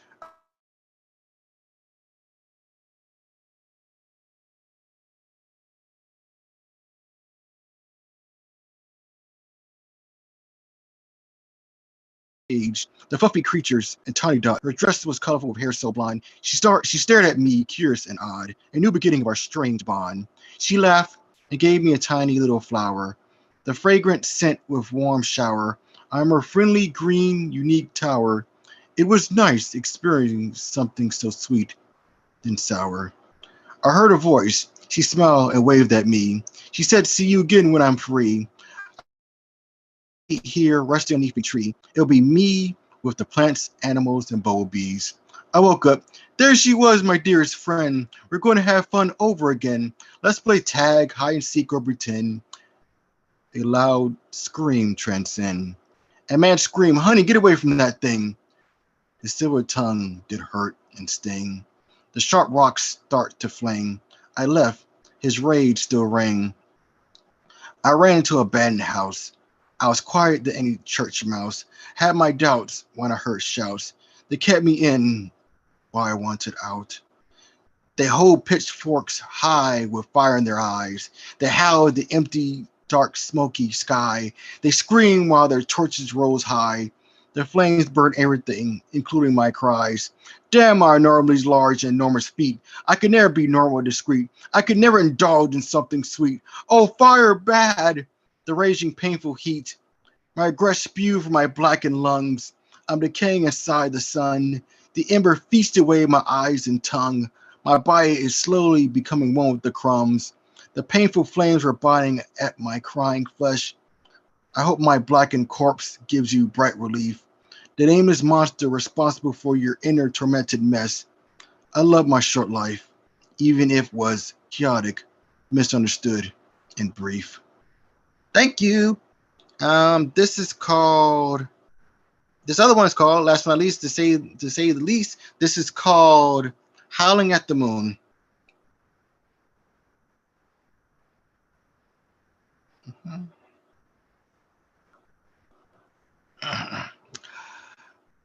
I stared at the flickering abyss, wishing it was you. To taste your stellar kiss. What am I to do? I want to feel you again, as plants hunger for rain. I want to wholly repent, leave it down the drain. I'm sorry 1,000 times, weeping at the wind. I'm tasting the muddy grime, over, and over again. We're dancing suns, now we're frenzied storms. What have I done, in any shape, stunt, or form? You brought silver swords, I brought bronze shields. You screamed and roared, I didn't have time to heal. Your vast pretty meadows, how I miss them. Now you spew arrows, what happened to my gems? What did I say or do for you to curse me? You silent balloon, I'm here, as you can see. You're my lovely habit, my wild boomerang, echoes of I'm not having it. The rain bared fangs. The rain gave me tears. While I couldn't stand, heart eaten by fears, my tears turned to sand. You cried, there's another, to hold your vibrant sky. It was richer and sunnier. My gallow bellowed, why? She stormed, you're a ghost. A ghost gave you treasure. You boast, and boast, saying it was no pleasure. Heart evaporated into dust. The ghost turned red. Emotional hurricanes rush. Then it went dead. Her eyes turned to daggers. Oh, gone the sunny days. Like that even matters. In love's graveyard I lay. Thank you. All right. Well, thank you, Eddie. And where can the people find more of you if that's what Well, they're inclined to look for? Woo! You can find more of me from coming or supporting this wonderful open mic that makes our money life such a light and the wonderful fantastic spotlight. All right. If you want to follow me, please feel free. My Facebook is Eddie Foreman and my IG is EddieForeman92. And remember, the mic is right. I'll be there to simultest the insight. If you send me a request, the answer is yes. If you send me a request, if you can guess, the answer is yes. Hope everyone stays safe, healthy, and blessed, and never stop speaking the wonderful words outside your chest, and never stop being, feeling, and doing your best. There Woo! it is. There it is. Can't take the camera off till he hits those thumbs up. That's the routine we got. You know, you got to pay attention. That's all hosting is paying attention. But coming up next, it's something very exciting on several different accounts because it is a debut and it's also a new country for us to push a little pin in our map for places we've been to in this digital way. And because while most of you have stayed up late to be with us, this next gentleman has had to wake up early to join us from Wales, from the UK. And he's going to read us some, pardon me while I look at the spreadsheet, some poetry, spoken word rap. Could be all three, could be just one. And his name is Leon Lazarus. So, as James Joyce said, come forth, Lazarus. And he came fifth and lost a job. Hi. Hello. Yeah, I love Poe. I mean, I've got I got a Poe rap view. I wrote the other day. It's not very good. But I do share a birthday with Edgar Allan Poe, so I should write some more Poe stuff probably. Okay. One night up late writing, sat astride my favorite chair. I heard a sound with no other sound I'd heard it to compare. Like badly written rhymes through my mind to trembling hands to tear, mind failing to fathom what before me did appear. Made to behold the face of fear, how well would you have fared? A creature from nightmare stepped towards me, stopped and stared. Surely no greater vision Poe in life or death was shared. Surely awake for forgotten sins declared. Mind reels across emotional battlefields, batters shields, pierces seals until your soul yields. Mind reels across emotional battlefields, battered shields, pierce seals. Is this scene real? A dent appeared in my ventilation. Carbon dioxide thoughts paved the way to alteration. Over a chasm hanging in suspension, it cocked its hat as if it hadn't already gained my attention. Mind reels across emotional battlefields, battles shields, pierces seals until your soul yields. Mind reels across emotional battlefields, battled shields, pierce seals. Is this scene real? Sorry about that. It'll be better. I just wrote it. Okay. I'll do a better rap. Okay. I like rap lately. So this one is a prison rap. Yo, look at that man on remand, not what he wanted, not what he planned. He robbed a bank, got abandoned by his mom. No, he can't get no pussy and he can't get a tan. Now look at that man on the can, no toilet paper, so he's got to use his hand. He ordered that leaf, but he got a wrong brand. Now his throat's dried up, need a watering can. Now look at that man in the pen. Most people here can't count up to 10. At the talk to the screws when he needed a friend. Lend me your ear and I'll lend you my pen. Now look at that man on the brink. Nothing to look at this telly in the sink. You don't give a fuck what the government thinks. Don't want to have to hold his nose while the cellmate stinks. Now look at that man on the yard. Walked for 20 minutes, but he didn't go far. Cut himself to shit when he found a glass shard. Went to the hospital, handcuffed to the guard. Now look at that man off remand. 20 days left to him in a headstand. Now he's got bigger plans. He's got bigger guns, and he's never coming back unless someone smacks his nan.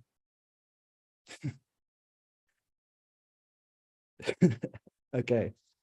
I was writing something today, and I'm going to do it anyway, right? And it's 5 o'clock in the morning, so it's a bit loud, but I don't care.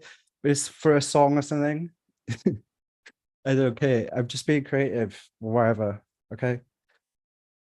But it's just about my journey through trying to access help with my mental health. That's what I'm trying to write about in general now. So it's just dissociation across the nation. Dissociation across the nation. Dissociation across the nation, depersonalization. Frankly, there's a phantom in my inner sanctum. Frankly, there's a phantom in my inner sanctum. Frankly, there's an anthem in my inner sanctum. Depersonalization across the nation, depersonalization across the nation, depersonalization across the nation, depersonalization across the nation, dissociation. Frankly, there's no. Please bear in mind there is a bear in my mind. Please bear in mind there is a bear in my mind. Please bear in mind there is a bear in my mind. Depersonalization, something like that. But it's angry because I'm really angry. Sorry, I woke up from nightmares. What can I say? Okay, I can't bother to do anymore. We don't feel the least bit bothered. Thank you for sharing all that. Thank you very much. It takes a lot of guts to get on stage when you're not sure of something. And the only parts I didn't like were the apologies. Just keep going, man. You're the one on stage, you're the one in charge. But Leon, thank you very much for joining us. If there's another night you wake up early, I hope you keep us in mind. It's Tuesday for you. There's another Tuesday morning you wake up early, keep us in mind. So we're coming back to the US, coming back to California. Going back to Cali to keep the rap thing going. And we're going to visit with Chicano poet extraordinaire, Mr. Tezazomok. So get your pens and notebooks because class is in session. It's good to see you, Kit, leading the pack here. What do they say? What's the difference between animals and people? Is that animals wouldn't let an idiot lead them? So you're good company. So I have a little bit of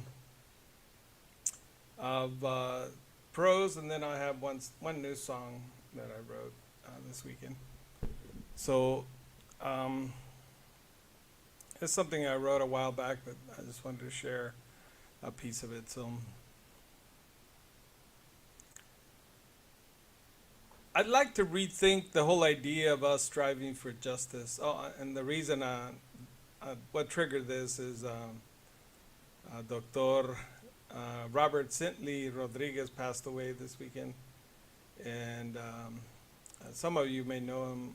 I'm pretty sure Richie knows him. He had a heart attack in Teotihuacan, and he didn't make it. He didn't make it out of surgery. So I guess it's in a kind of an ironic stuff, you know, like the whole concept of human sacrifice, and it's just kind of interesting. If you're indigenous, you'll understand that parallel there. But anyway, we send condolences to his family, and for us, it's a great loss of somebody.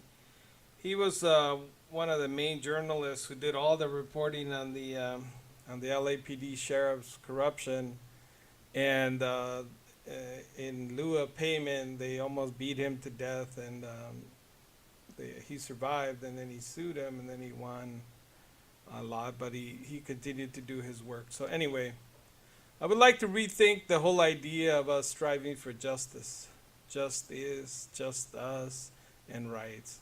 Justice is a singularity in time, and it is eroded by difference in time. This is entropy. We can never truly achieve the perfect union with justice, but merely see it passing us by as a signpost in the path to some yet unforeseen, perhaps unrealizable utopia. Human rights are problematic because they are articulated within and for the nation state, especially the Western nation state, which seeks to exploit desire for its own purpose of dominating and regulating all life from the inside out. The concept of universal human rights is not the same as place-based concepts of justice that centers on group interactions, rather than on individuals with discrete vested rights. Is there such a thing? In one alternative version, as Gustavo Esteban and Madhu Prakash argue in Grassroots Postmodernism, 1999. The Trojan horse of human universal rights delivers a top-down, one-size-fits-all, Western-centered concept of individual rights to be adjudicated under the positive law of the impartial courts.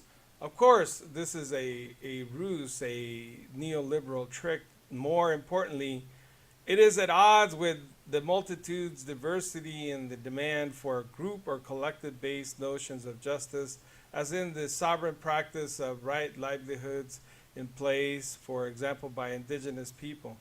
I think here also Agamben's notion of the sovereign ban, but we, meaning the multitude of social movements, are engaging in a strategic inversion of neoliberal logic of capitalist desire. This is a distinction, or better, a reversal of poles that Foucault and other mostly European or Euro-American philosophers have been incapable of knowing or expressing, given their positionality. And despite the lavish praise of Negri and Hart in the book Multitude, for among others, the autonomy struggles, as we have in the form of the glorious Zapatistas. How then do you resolve and constitute collective alternative jurisprudence? Since we know that the individual is an invention of the nation state, how do we fill and negotiate the trinity of jurisprudence, natural law, analytic, and normative law? The trinity must coalesce within a semiotic regime of sign value, sign signifier, regardless of whether it is alternative or not. I'm clarifying the necessity that we use the term alternative, so we have to come back to it later. I disagree that there's only a trinity of jurisprudence. Clearly, we reject that what I call positive law. But for me, this refers precisely to the trinity you just mentioned. However, in legal pluralism, that branch of anthropology of law that studies the law as it plays out on the ground, so to speak, posits that there is another form of law beyond lawyerly law, with its pretensions of unbiased universal normativity, and I am inclined to call this place-based or customary law that comes closest in meaning to the notion of normative law. In the Trinity, in Western positive sense, normativity, technologies of the South that correspond within given governmentality of the body, is tied to the imposition of a normative law in ways that are substantively different from the mutual reliance interests evident in most forms of place-based cooperative labor, or in self-government or water use and irrigation practices, like we see in the acequia systems.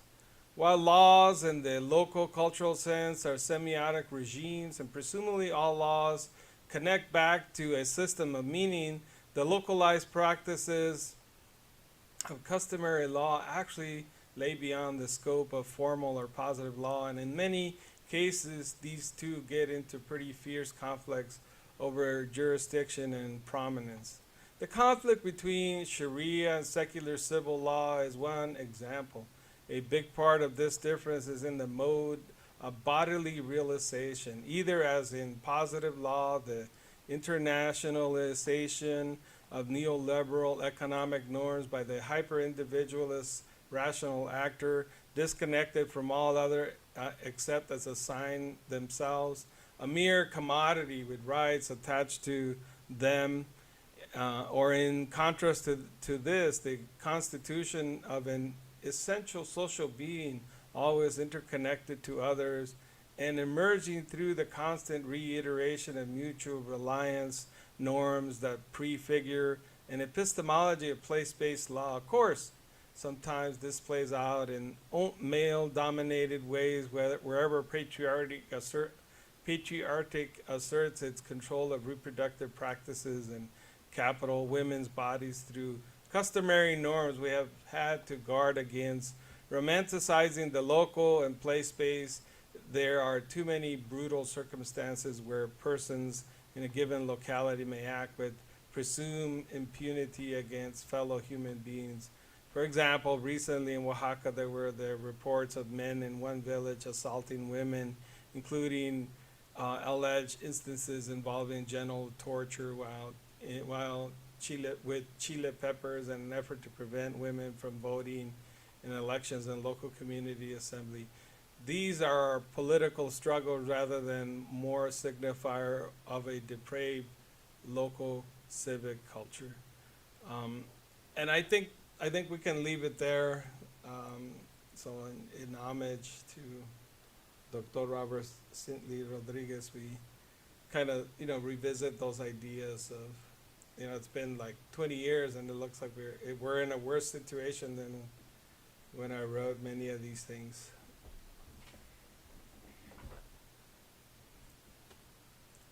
So along in the same theme, then this song I wrote. Wait, let me find it. It's titled "Echoes of Tomorrow,"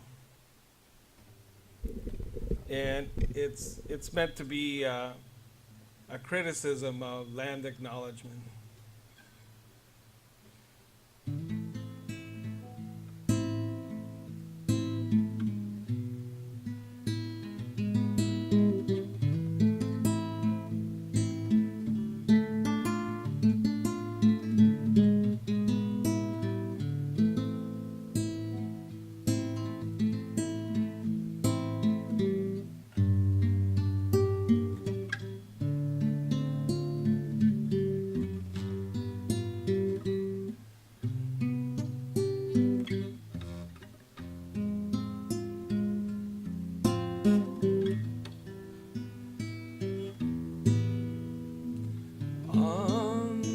Sacred soil, our ancestors roam through ages past, our spirits soar. What institutions say they understand, but their land acknowledgement are just sad. We don't need words, we need our land.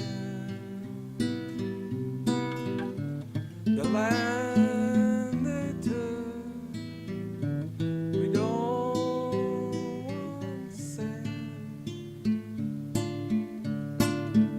Acknowledgements hollow without truth. Return the land to her root.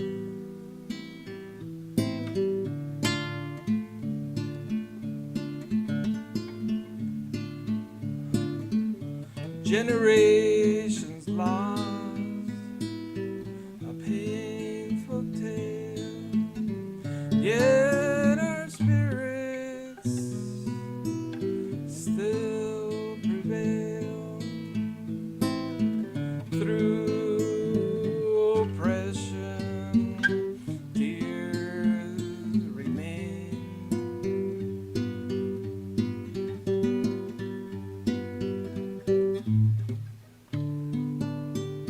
Through white institutions must right their wrong.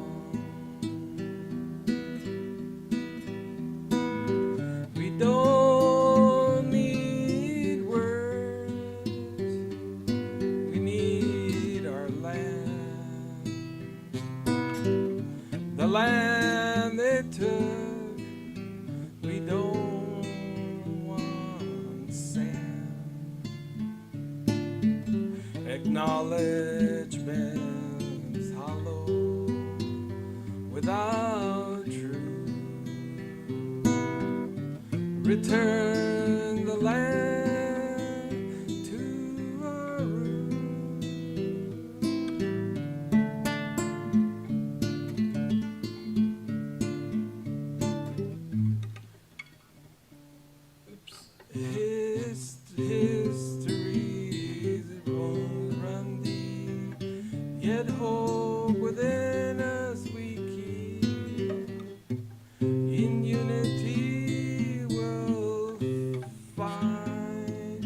away to reclaim the land where we'll stay.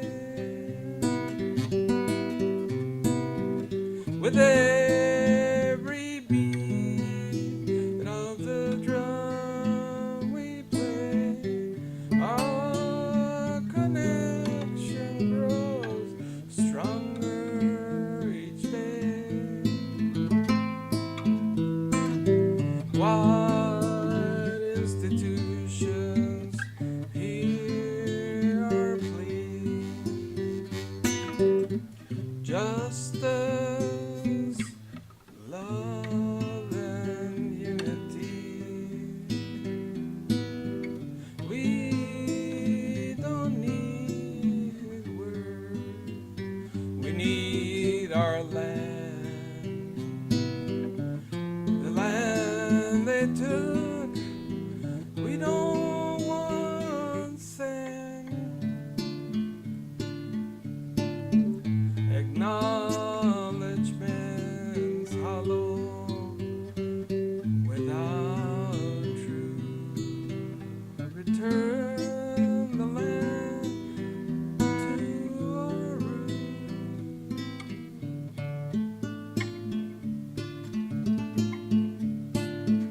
Acknowledgement's hollow without truth.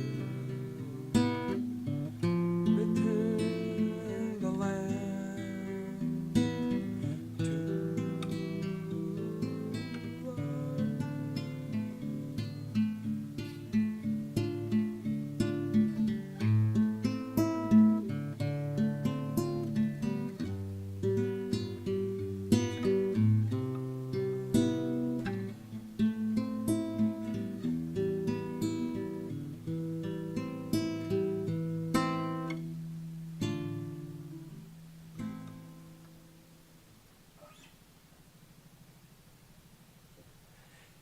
end song. Interesting. Thanks very much, Dennis. What have you got going on? What should the people look for if they want more of you? Sure, thank you, Kit. Folks that follow me on Instagram under Gaseous 2019. Again, on Facebook under Pandemic Poets, and that's about it. All I have. I just keep supporting local poetry open mics and keep reading, writing. Thank you. All right. Well, thank you, Tess.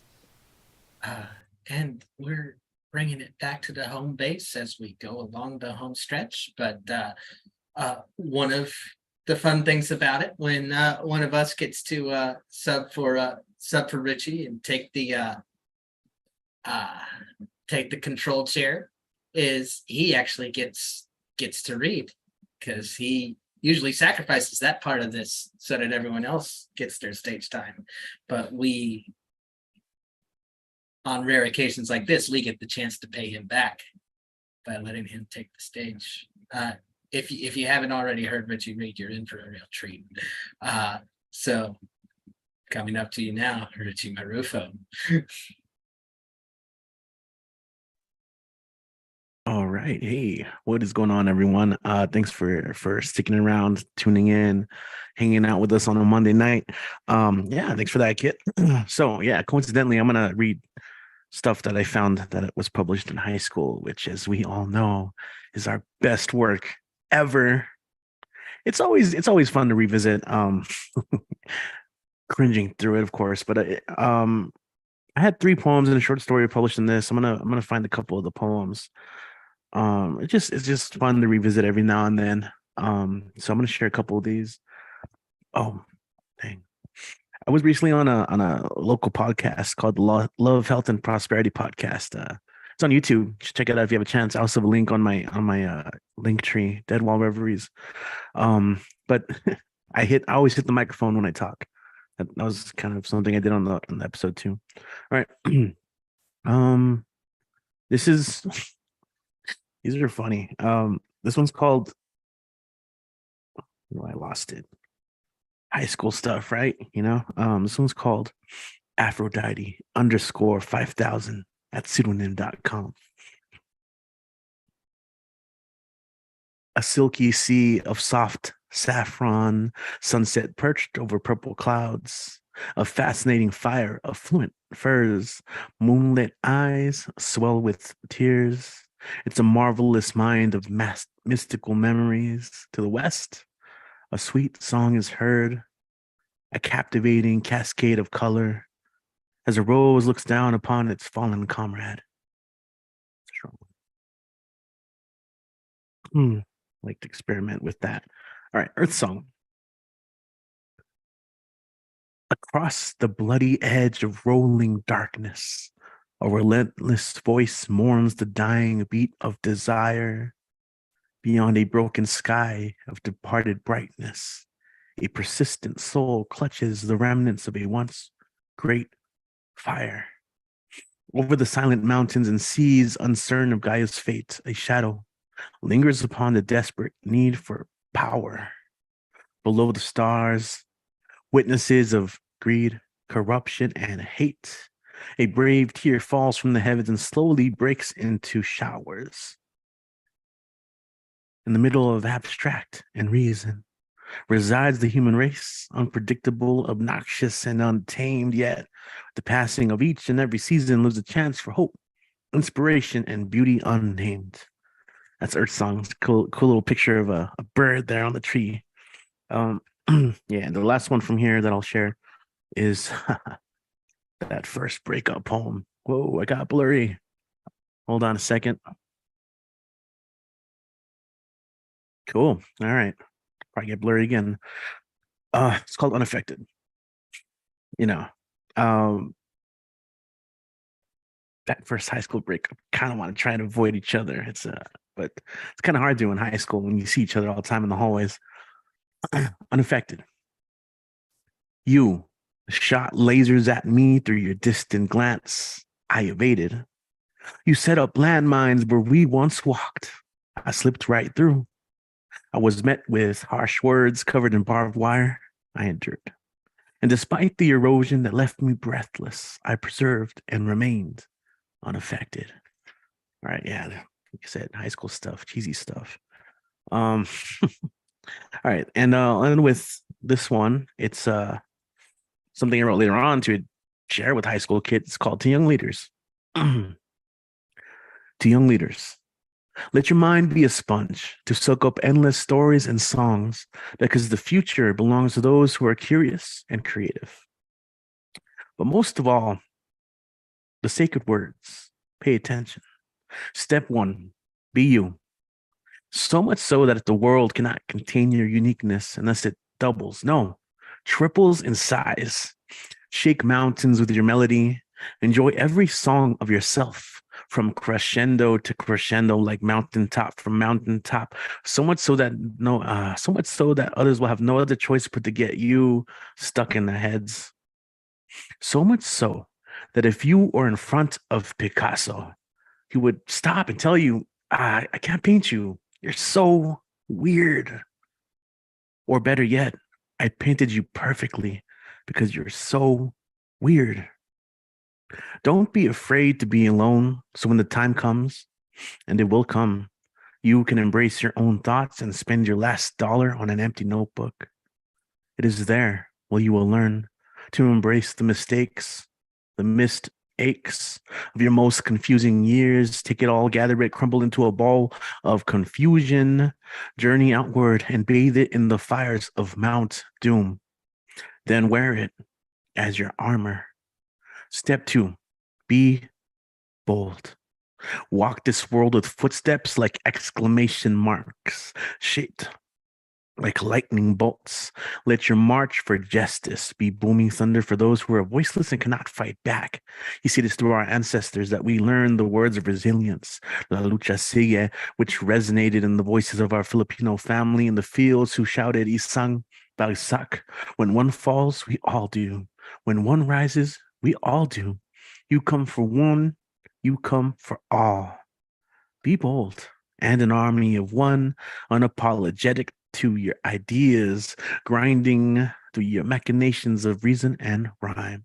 Ask big questions so you may get big answers. Like mi abuelo, who wrote love songs about the border and worked hard every day of his life for the love of his family, who showed me how to experience the beauty of moments and the meaning of lifelong friendships. To travel cross country and meet beautiful silver tongued poets from silver cities who tell us to hold on and chase the sun, go out, get dirty, stay up late, jump fences, sneak into buildings, create, meditate, set people on fire, figuratively. So be bold and take those risks, even if they lead to tears, because those are the ones that will soak into the bone and provide the nutrients to help you grow into the person who you are and will be. Step 3, be in love. Look that person in the morning mirror and tell them, you look good today. Take the time to listen to the heartbeat of a lover and forget that all time exists. Take that one angry, bitter person and disarm them with compassion.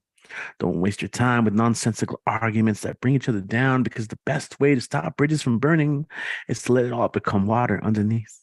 Take that love and compassion, wear it on your sleeve, and make it your anthem. Be in love with nature, with stories, with knowledge, with home, with your mind, with your body, with the world. To young leaders, here's the microphone. Come and take it. All right, and I'll end with that. Thank you so much. You can follow me on Instagram, Dead Wall Reveries. You can also catch me here every Monday. While I never read off my phone because people are always texting me, and it's possible that we have a gig this Friday, last minute. But if you follow us online, Barbed Open Mic series, I'll post it if it happens. But yeah, stay tuned. Back to you, Kit. Thank you so much. All right, Richie, thanks. Malfunction at the junction there, sorry. Well, we're coming on to the end of the 160 something consecutive successful Monday night, because we don't fail. We've never failed. Anyone who says we did, you cut them out of your life. They're telling you lies, and if you'll tell one lie, you'll tell a lot more lies. That's my thinking anyway. But someone who doesn't lie, someone who's coming up next, because there's only one way that we ever close the stay-at-home open mic. So we put in a call to the bullpen and go to our closer, signal for the right-hander, Dan the man. Dan, when you're ready, go ahead.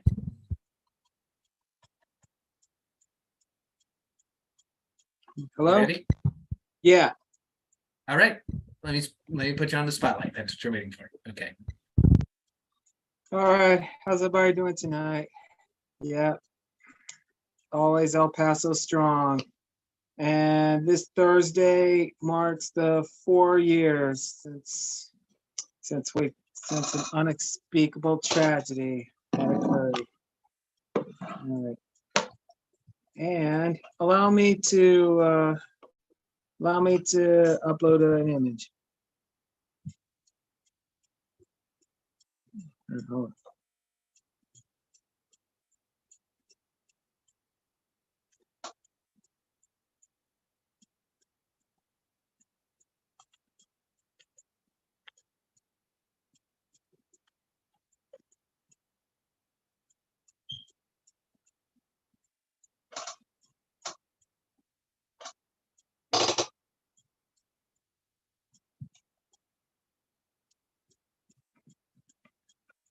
Here it is. We honor in of 23, and it is called August 3rd, 2019, Part 1, Prologue. Almost a year, the anniversary's near. Thought it was an ordinary day, but it turns out to be a tragic day. But the day was the city in fear. 22 down, 22 down. We've lost 22. Well, was originally 22, but a couple of months ago, it was confirmed 23. Now 23 down. We lost 23 people, though I never met those people. But they were all Paso's people. They were our neighbors. They were our people.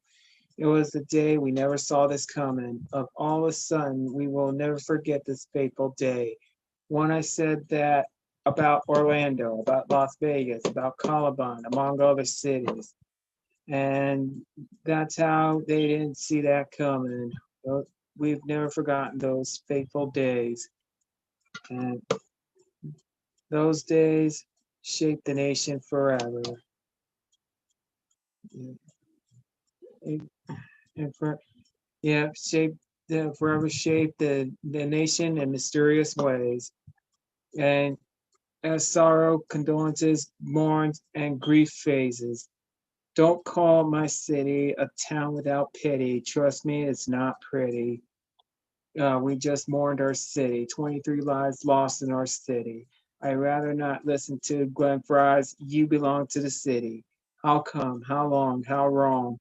How we listen to a sad song? We can't be wrong. We gotta be strong. Stay strong. Always El Paso strong. To be continued. Okay.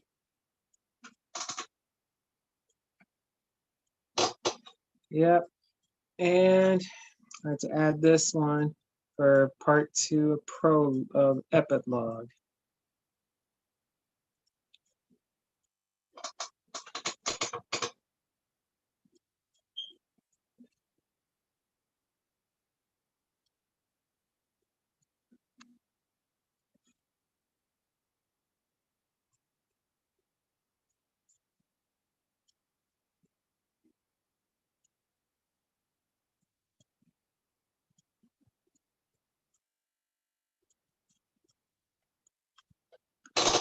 All right. August 3rd, 2019, part 2, epic log.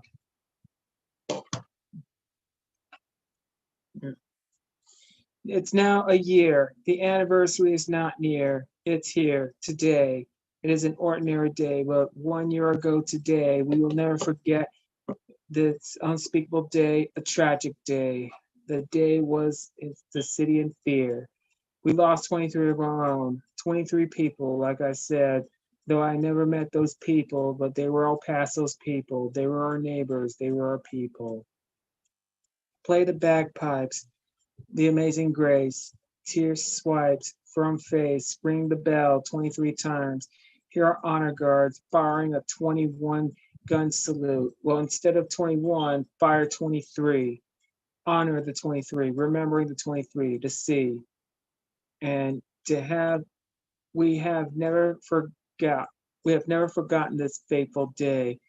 I once said that Orlando, Las Vegas, Columbine, among other cities, 1 year later, we still grieve, we still deal, we still sorrow, we still heal, we still represent.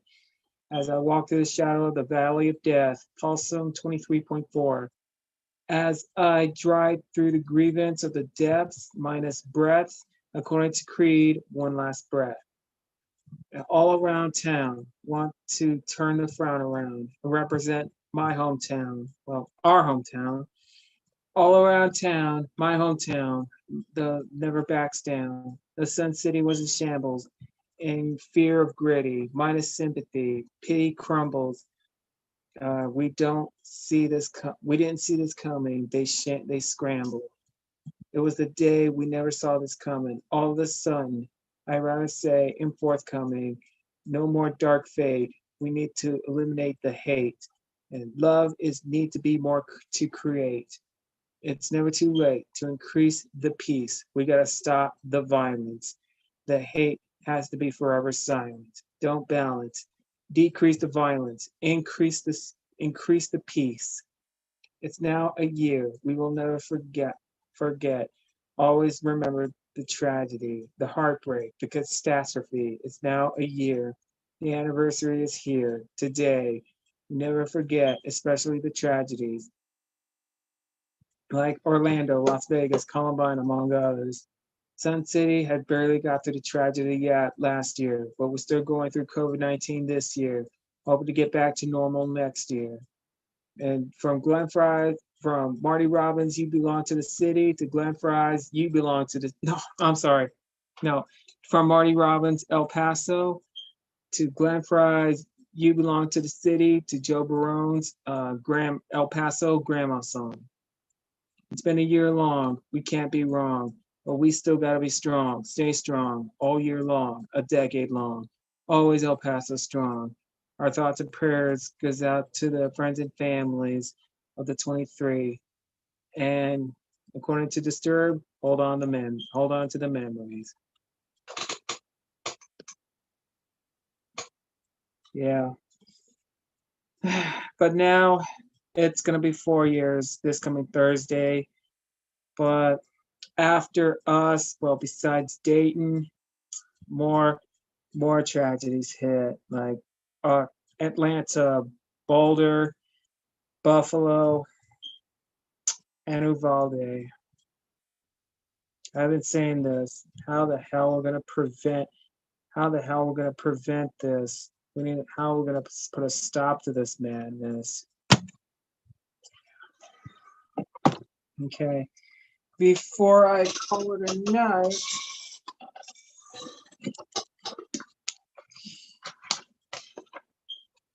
Robert Frost, The Stopping by Woods on a Snowy Evening by Robert Frost. Whose woods these are, I think I know. His house is in the village, though. He will not see me stopping here to watch his woods fill up with snow. My little horse must think it's queer to stop without a farmhouse near, between the woods and frozen lake, the darkest evening of the year. He gives his harness bells a shake to ask if there is some mistake. If the only other sound the weep of easy wind and downy flake. These woods are lovely, dark and deep, but I have a promise to keep, and miles to go before I sleep, and miles to go before I sleep. Yeah, that turns. All right.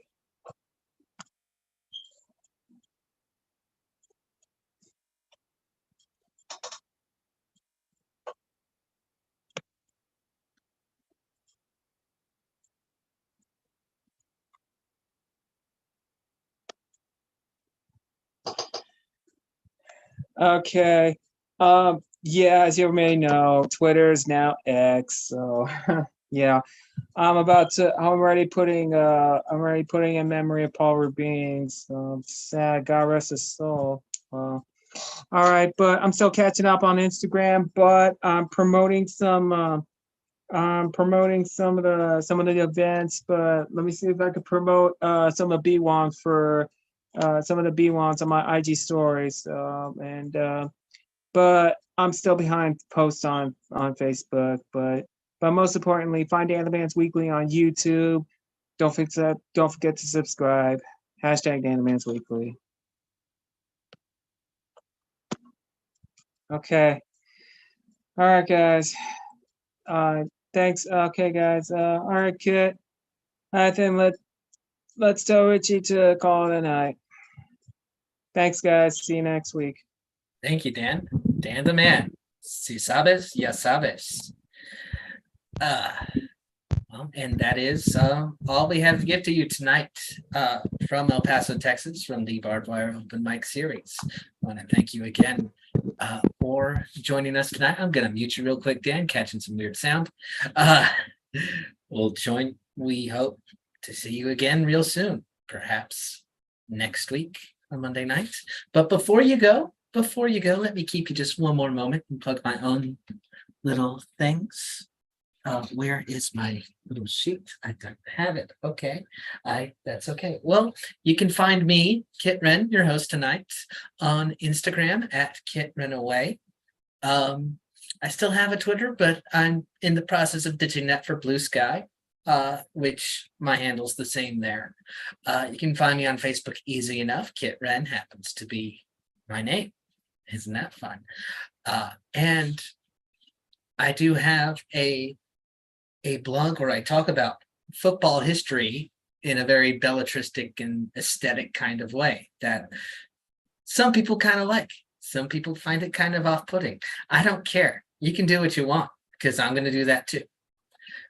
And of course, every Saturday at 1:00 Mountain, we have the Tumbleworks Project, a generative writing workshop, which is based around just getting it out there, just getting something on the page and then reading it back and seeing how it sounds. This week, our presenter will be someone you saw tonight, Mr. Michael Sindler, with an ekphrastic art themed workshop. I'm looking forward to it. Hope to see some of you there. But to formally say goodnight, we're going to turn it back to the boss, El Jefe, Richie. All right. Hey, thank you so much for that, Kit. Oh, I'm blurry again. Hold on a second. Yeah. Good. It's all good. This is what I look like when you're drunk. Okay. Thank you, Kit, so much for agreeing to host. And it always helps out so much. Also to lessen the load. Also, so you guys don't have to hear me week in and week out and week in and week out. It's good to break the monotony of that, So that's really cool. We really want to build off of the momentum of a lot of the live shows and like try and get people into these online spaces. So again, if you're watching, you're more than welcome to join us next Monday, but definitely check out Tumblewords if you want to write and just start writing, get writing done. I heavily recommend it. And, if you're shy, just, maybe be a spectator at the open mic for a little bit, but I definitely encourage you to sign up if you've ever thought about it. And lastly, if you're an EPCC student looking for credit, you can just shoot me an email. Dead Wall Reveries on Instagram, or you can just find me through the school directory. Richie, you just type my name in, it'll show up. Marrufo, Marrufo. But other than that, we're going to be here next Monday. I will be working on the schedule for August and September. So we do have a link tree. Find us on social media, but the link tree is kind of something I'm trying to push a lot more of because that's where it's consolidated all the awesome links. Plus, I update it every week based on the sign-up sheet and any new content that we have. So it's also something that I found that the other day you can subscribe to. So some people we have subscribers. And so when I can notify you either through, you get to choose either through email or text message to be updated, which is great for the links. So anyway, that's kind of it for today. Ended up being a pretty good long show. So shout out to everyone who made that happen. And again, everyone who was here earlier to support. We'll see you here next Monday for the online mic. My name is Rich. Again, thanks to Kit.